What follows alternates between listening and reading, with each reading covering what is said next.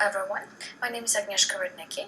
I would like to introduce you to a fantastic concept in educational pedagogy called cooperative learning. Cooperative learning is an accepted instructional strategy that promotes learning and achievement across the curriculum. It has been used successfully to promote learning achievement in collaborative writing, problem-solving mathematics, comprehension reading, as well as conceptual understanding in science. In the affective domain, the social-emotional domain, cooperative learning promotes socialization and positive student interactions, as well as improved attitudes to learning. It promotes social acceptance of children with disabilities by their non-disabled peers, as well as enhances small group interactions and instruction for students with autism and developmental disabilities. Cooperative learning consists of 5 basic elements. First one, positive interdependence. That's when all members of the group feel connected to each other and all of the individual must succeed for the group to succeed. Second one, individual accountability. That's when every member of the group is held responsible to demonstrate accomplishment of the learning. The third one, face-to-face interaction. That's when group members are sitting in close proximity to each other and talk in rich ways that promote continued progress. Social skills. Well, these are the skills such as taking turns, encouraging, listening, giving help, clarifying, checking, understanding, probing. All of these skills enhance communication, trust, leadership, decision-making, and conflict management within a group. Finally, processing. That's when group members actually reflect on their collaborative efforts and target improvements. If you would like to learn more about the basic elements of cooperative learning, please watch the video on the next slide.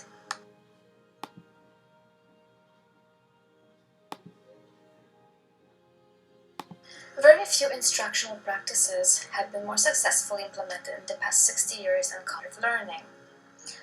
Originally being discounted and ignored, cooperative learning has steadily progressed to being one of the dominant instructional practices throughout.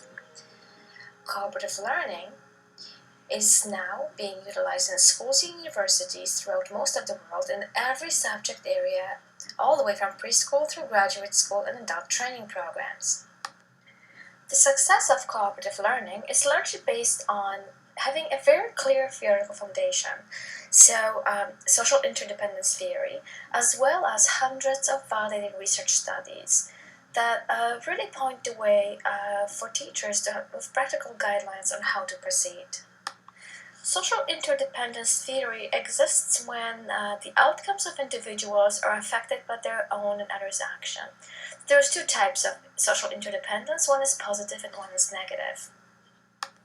As in the case of cooperative learning, the positive social interdependence exists when actions of individuals promote the achievement of joint goals of the entire group.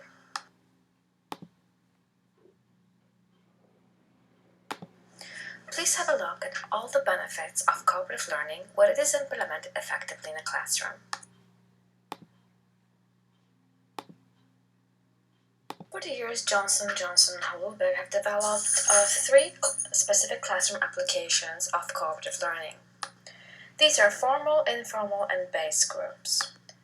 Formal cooperative learning consists of students working together, either from one class period to several weeks, to achieve a shared learning goal and jointly have to complete specific tasks and assignments. These could be problem solving in math, completing a curriculum unit, writing a report, conducting an experiment, or just having a rich dialogue about assigned text material.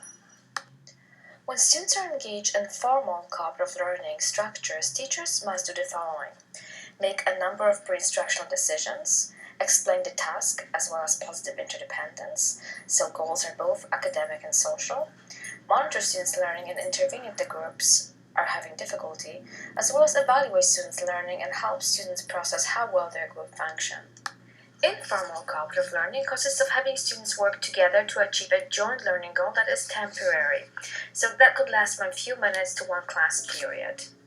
Those brief conversations may be used to focus student attention on the material to be learned, or to set a mood conducive to learning, or to help set expectations as to what will be covered in a class. Usually students engage in 3 to 5 minute focused discussions, or 2 to 3 minutes turn-to-your-point discussions. Lastly, cooperative-based groups are different. They are long-term mixed ability learning groups that have stable memberships. It's mostly to provide some emotional support, encouragement, and assistance throughout the school year. Typically, cooperative-based groups meet regularly, it could be weekly or bi-weekly, until the school year is over.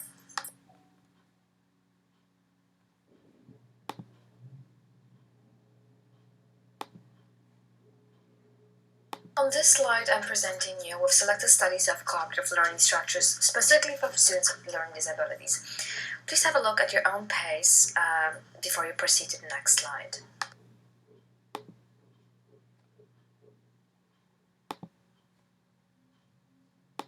Well, by now we know that cooperative learning benefits all students. However, there are significant benefits specifically for children with learning disabilities, and particularly with the learning profiles such as these. Within the area of cognitive learning disabilities, students have a chance to practice attention, as well as have reduced processing speed and enhance their executive function. For example, by sharing responsibilities for an academic task, students have a reduced high cognitive load. As they are working together, they can enhance their executive functions, for example, inhibition, by waiting for a turn to speak, or by listening with attention. As working together involves rich conversation, there is a lot of opportunity for development of our language skills, both receptive and expressive. Additionally, peers are providing explanation in language that is more user-friendly, more easily accessible to the other students, therefore increasing comprehension. Within the area of math, things such as organization, word problems, and application are greatly enhanced using cooperative learning structures.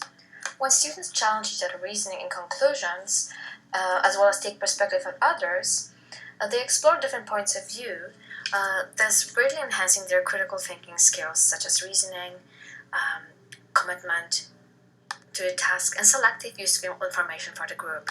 Lastly, students with learning disabilities who work in cooperative learning structures have greater engagement. Thus, they have an increased and better self-perception and better mental health, as well as behavior regulation, and they form strong relationships with other peers. Importantly, however, when students work cooperatively and value cooperation, this results in greater psychological health than competing with peers or working independently. This concludes my presentation on cooperative learning. I hope you found it useful. On the last slide, there is a list of references for you to explore.